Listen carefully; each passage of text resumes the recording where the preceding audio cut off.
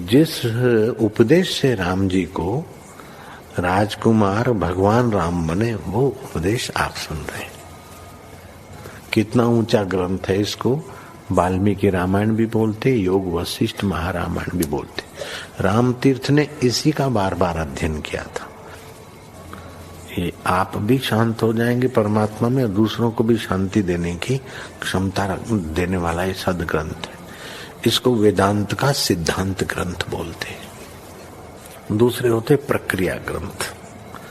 ये करके फिर कब वो आचार्य बनो तब समझो, ये तो थोड़ा पढ़ो और फिर वही सिद्धांत की बात। तो बार बार योग वशिष्ठ महारामायण विचारने योग्य। ओम श्री सद्गुरु परमात्मने नमः। श्री वशिष्ठ जी बोले, हे रामचंद्र जी, अहंता से जीव की बुद्धि बुरी अर्थात स्थूल हो जाती है। इससे वह दुख पाता है। इस दुख के नाश का उपाय यह है कि संत जनों के वचनों की भावना और विचार करके हृदय में धारण करे। इससे अहंता रूपी दुख नष्ट हो जाता है। संतों के वचनों का निषेध करना मुक्ति फल का नाश करने वाला और अहंता रूपी पिशाच को उपजाने वाला है। इसलिए संतों की शरण में जाओ और अहंता को दूर करो। इसमें कुछ कष्ट नहीं, यह अपने अधीन है। अपने अभाव के चिंतन में क्या कष्ट या क्या खेद है। हे रामचंद्र जी, आत्मपद संतों की संगति द्वारा बहुत सुगमता से प्राप्त होता है। ज्ञानवानों की पृथक पृथक सेवा करो और उनके वाक्यों को विचार कर बुद्धि को तीक्ष्ण करो। जब बुद्धि तीक्ष्ण होगी तब अहंता रूपी विष की बेली का नाश करेगी। यह विचार करना चाहिए कि मैं कौन हूं और यह जगत क्या है। इस प्रकार संतों और शास्त्रों के वचनों का निर्णय करने से सत्य सत्य हो जाता है और असत्य है वह असत्य हो जाता है। सत्य जानकर आत्मा की भावना करे और असत्य जगत को मृग तृष्णा के जल सा जानकर भावना को त्यागे। तो जिनको सुख जानकर पाने की भावना या चाहना करता था, वे दुखदायी जान पड़ते हैं। जैसे अधिष्ठान के अज्ञान से मरुस्थल में जल जानकर मृग दौड़ता है तो दुख पाता है, वैसे ही ये सब विषय है। सबका अधिष्ठान आत्म तत्व है। वह शुद्ध स्वरूप, परम शांत और परमानंद स्वरूप है। उसको पाकर फिर जो दुखी नहीं होता। हे रामचंद्र जी, बंधन का कारण भोग की वासना है। भोगों से शांति नहीं मिलती। जब संतों की संगति होती है तब कल्याण होता है और अनात्मा में अहम भाव छूट जाता है और फिर किसी प्रकार अशांति नहीं रहती, शांतात्मा हो जाता है। हे राघव, बालक किनाई हमारे वचन नहीं है। हमारा कहना यथार्थ है क्योंकि हमको स्वरूप का स्पष्ट भान है। श्री योग वशिष्ठ महारामायण निर्वाण प्रकरण सर्ग 202। श्री वशिष्ठ जी बोले, हे रामचंद्र जी, जिस पुरुष को देश काल और वस्तु के परिच्छेद से रहित अखंड सत्ता उदय हुई है उसको ज्ञानी कहते हैं। जब यह पुरुष परमात्मा का अवलोकन करता है तब सब जगत आत्म स्वरूप ही भासित होता है। जिस पुरुष को स्वप्न की सृष्टि में पूर्व का स्वरूप नहीं भूला उसको अंतवाहक कहते हैं। उसको पत्थर, जल और अग्नि में प्रवेश करने से भी खेद नहीं होता। हे रामचंद्र जी, मैं जो आकाश में उड़ता फिरा और आकाश को भी नांग कर ब्रह्मांड के खप्पर पर फिरा हूं, सो अंतवाहक शरीर से ही फिरा हूं। जिसको अंतवाहक शरीर प्राप्त होता है उसको कोई आवरण नहीं रोक सकता, क्योंकि सब उसके अंग होते हैं। मुझको शुद्ध आत्मा में स्वप्न हुआ था, पर पहले का स्वरूप नहीं भूला। इससे सब जगत मुझको अपना स्वरूप ही भासित होता रहा। अपने संकल्प से कल्पित अपने ही अंग भासित होते थे। जैसे कोई मनोराज्य से अग्नि का समुद्र रचे और उसमें स्नान करे तो वह भी होता है, क्योंकि उसको खेद नहीं होता। सब अपने संकल्प में ही उसको भासित होते हैं। अंतवाहक शरीर से विराट सबको अपना रूप देखता है।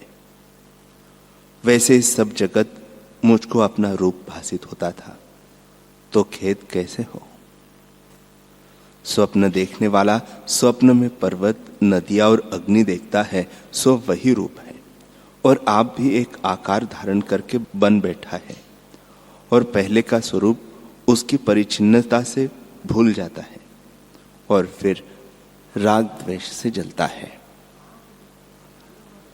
मैंने तत्व रूप वन अपने को जड़ रूप देखा और चैतन्य रूप भी देखा। इस प्रकार मुझको अपना स्वरूप न भूला। तब मैं विराट रूप हो सबको अपना अंग ही देखता रहा। इससे मुझे खेद कैसे होता। खेद तब होता है जब अपना स्वरूप भूलता है और परिच्छिन्न सा बन जाता है। पर मैं तो बोधवान रहा कि मैंने स्पंदन से सब रूप धारण किए हैं। हे रामचंद्र जी, जिसको यह निश्चय है उसको दुख कहा। सुख दुख रूप जो पदार्थ है वे मैंने अपने में ऐसे देखे जैसे आईने में प्रतिबिंब पड़ता है।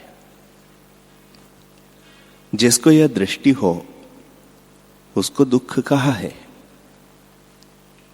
हे रामचंद्र जी, जिसको अंतवाहक शक्ति प्राप्त होती है वह पाताल और आकाश में जाने को समर्थ होता है और जहां प्रवेश किया चाहे वहां जा सकता है,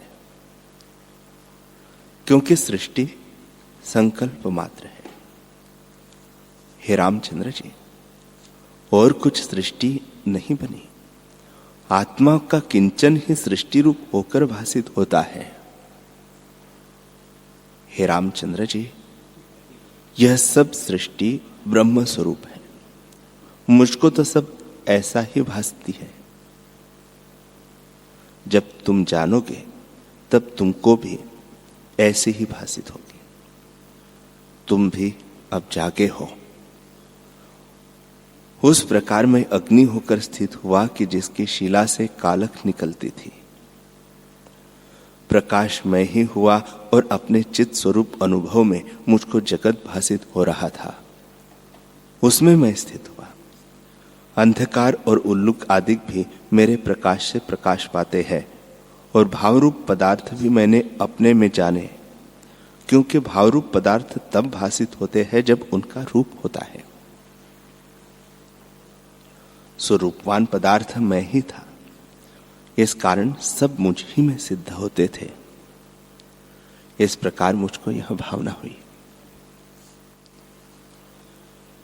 श्री वशिष्ठ जी बोले, हे रामचंद्र जी, फिर मैंने पवन की धारणा का अभ्यास किया। तब पवन रूप होकर विचरने लगा और कमल के फूलों और वृक्षों को हिलाने लगा। तारों और नक्षत्रों का आधारभूत हुआ और वे मेरे आधार पर फिरने लगे। चंद्रमा और सूर्य को चलाने वाला भी मैं ही हुआ। समुद्र और नदियों के प्रवाह भी मेरी ही शक्ति से चलते रहे। मन का बड़ा वेग भी मैं ही हुआ। प्राणियों के शरीरों में मेरा निवास हुआ।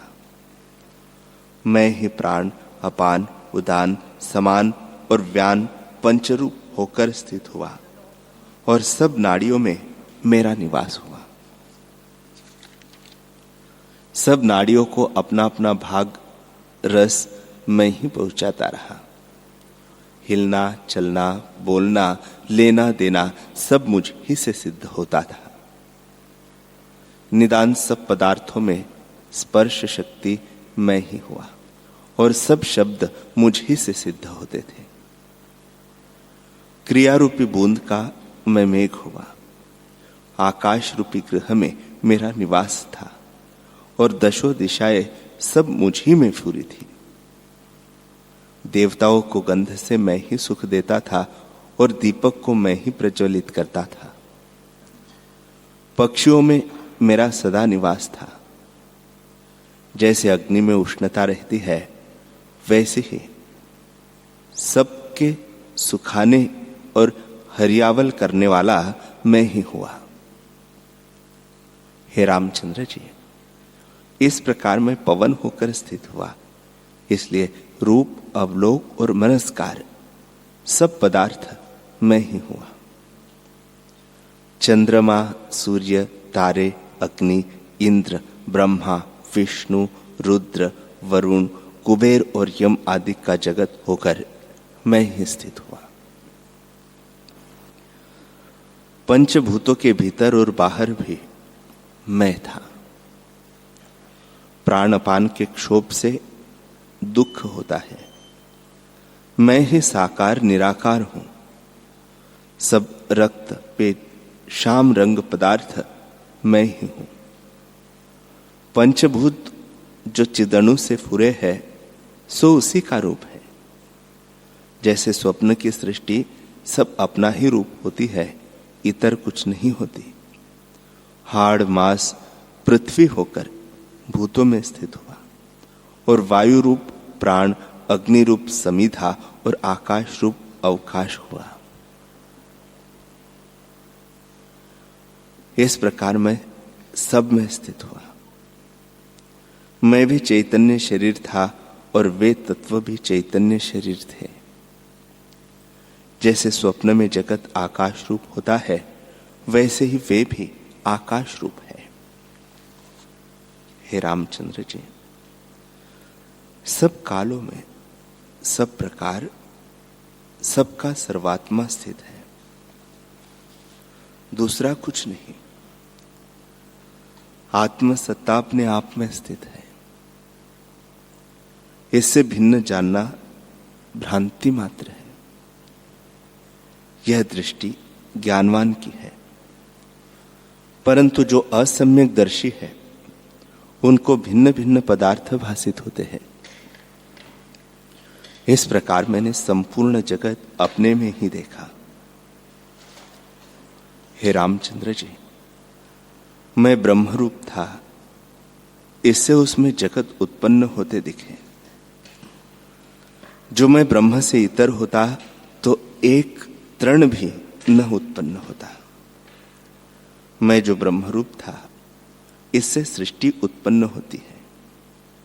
हे रामचंद्र जी, जब मैंने बोध दृष्टि से देखा, तब आत्मा से भिन्न कुछ न दिखा, और जब अंतवाहक दृष्टि से देखा, तब स्पंदन के कारण अणु अणु में सृष्टि भासित हुई।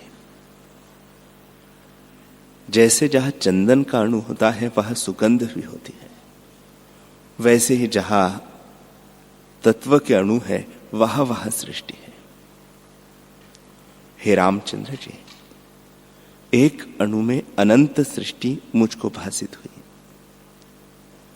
जैसे एक पुरुष शयन करता है और उसको स्वप्न में सृष्टि दिखती है, और फिर स्वप्न से स्वप्नांतर की सृष्टि देखता है, तो एक ही जीव में बहुत भासते हैं।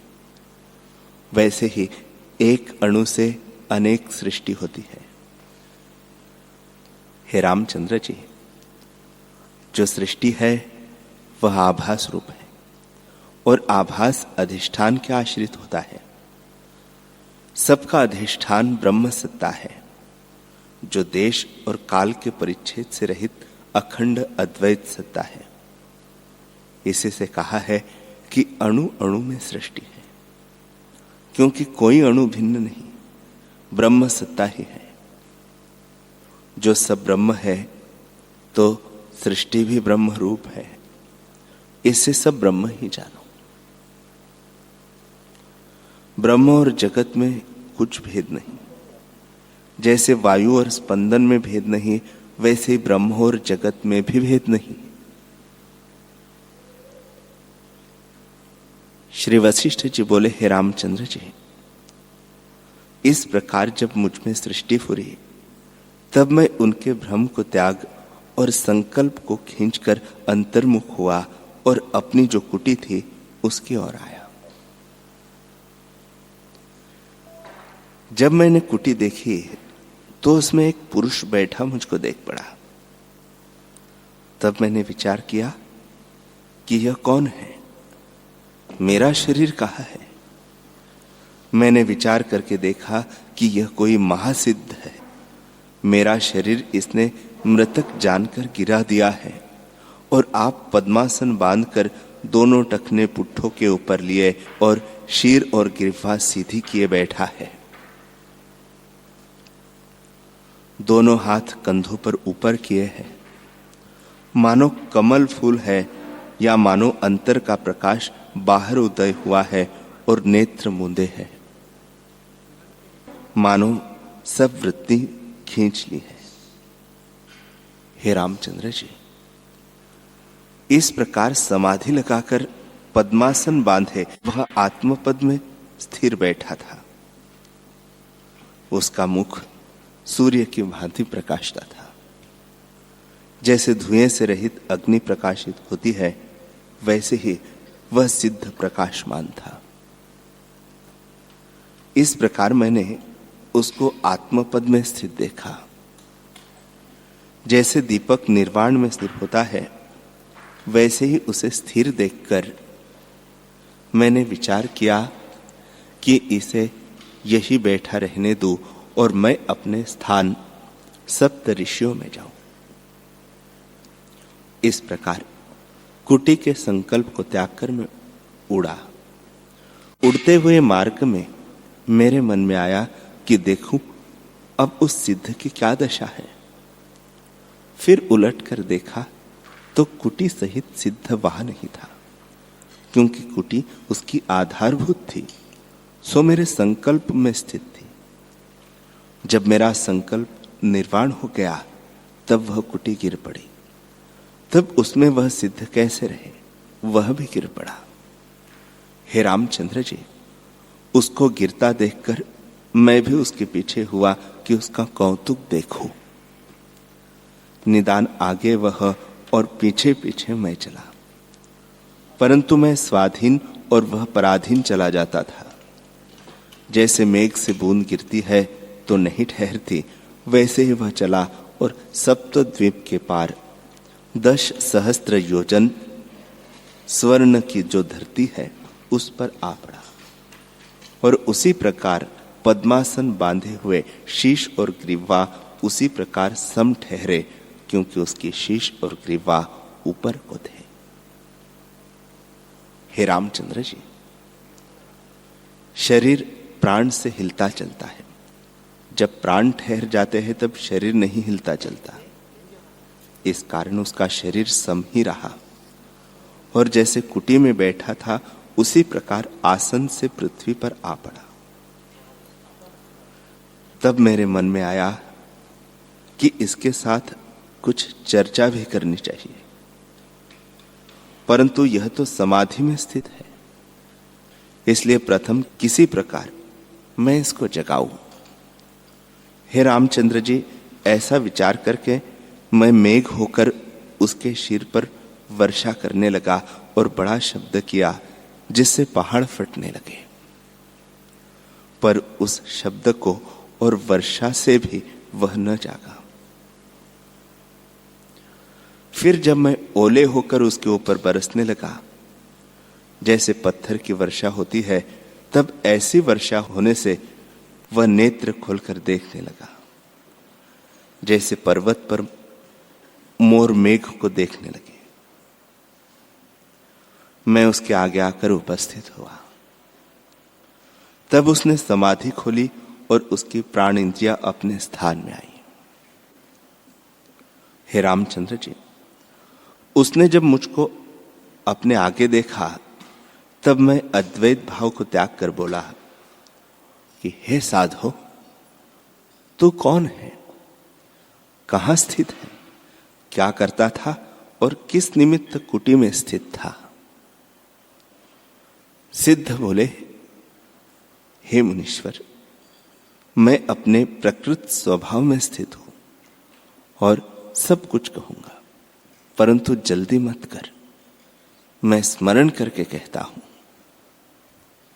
हे रामचंद्र जी, मुझसे इस प्रकार कहकर वह स्मरण करने लगा और फिर स्मरण करके बोला, हे वशिष्ठ जी, मुझको क्षमा करो, क्योंकि संतों का स्वभाव शांत होता है। मुझसे तुम्हारी बड़ी अवज्ञा हुई है, परंतु तुम क्षमा करो, मेरा तुमको नमस्कार है। हे रामचंद्र जी, इस प्रकार नमस्कार करके उसने निर्मल आनंद उपजाने वाले ये वचन कहे, हे मुनीश्वर, संसार एक नदी है जिसका बड़ा प्रवाह है और वह कभी नहीं सूखता। चित्तरूपी समुद्र से यह प्रवाह निकलता है। जन्म मरण इसके दोनों किनारे हैं। राग द्वेष ही इसमें तरंग है। भोग की तृष्णा इसमें आवर्त है। उसमें मैंने बड़ा दुख पाया है। हे मुनीश्वर, अपने सुख के निमित्त देवों के स्थानों में भी मैं गया। दिव्य भोग भोगे और स्पर्श आदि जो भोग है वे भी सब मैंने भोगे, परंतु मुझको शांति नहीं प्राप्त हुई। जिस सुख को मैं चाहता था वह न पाया। जैसे पपीहा मेघ की बूंद चाहता है और मरुस्थल की भूमि में उसको शांति नहीं मिलती, वैसे ही मुझको विषयों के सुख में शांति न हुई। हे मुनीश्वर, इस जगत को असार जानकर मेरा चित्त विरक्त हुआ है कि इतने काल तक मैंने भोग भोगे, परंतु मुझको शांति न हुई। इनको असत जानकर मैं फिरा और विचार किया कि जो सार हो उसे अपनाऊं। तब मैंने जाना कि सार अपना अनुभव रूप ज्ञान संवित ही है, उससे मैं उसी में स्थित हूं। हे मुनीश्वर, जितने विषय है वे विष रूप है। विष के पान से मृत्यु होती है। स्त्री, धन आदि सुख, मोह और दुख देने वाले हैं।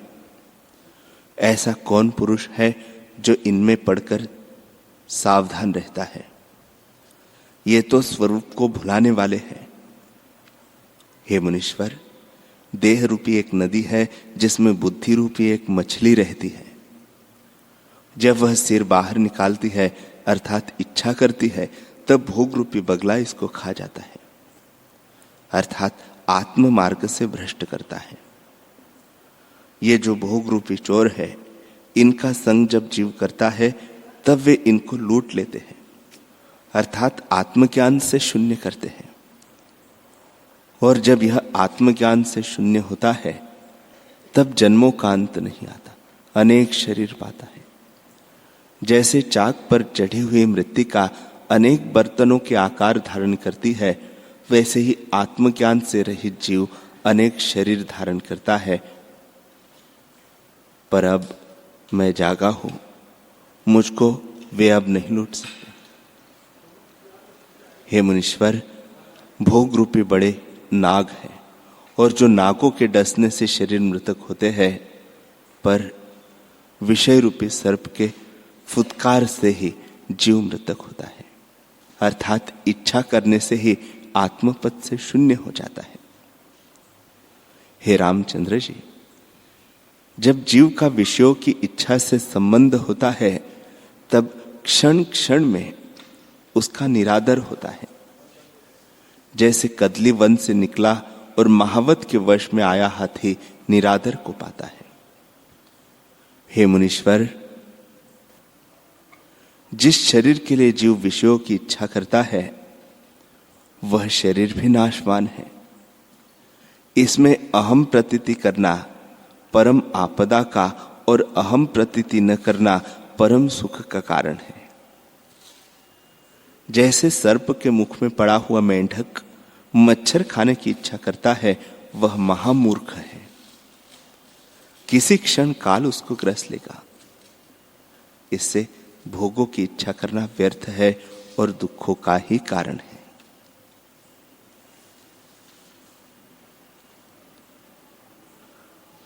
हरि ओम, हरि ओम।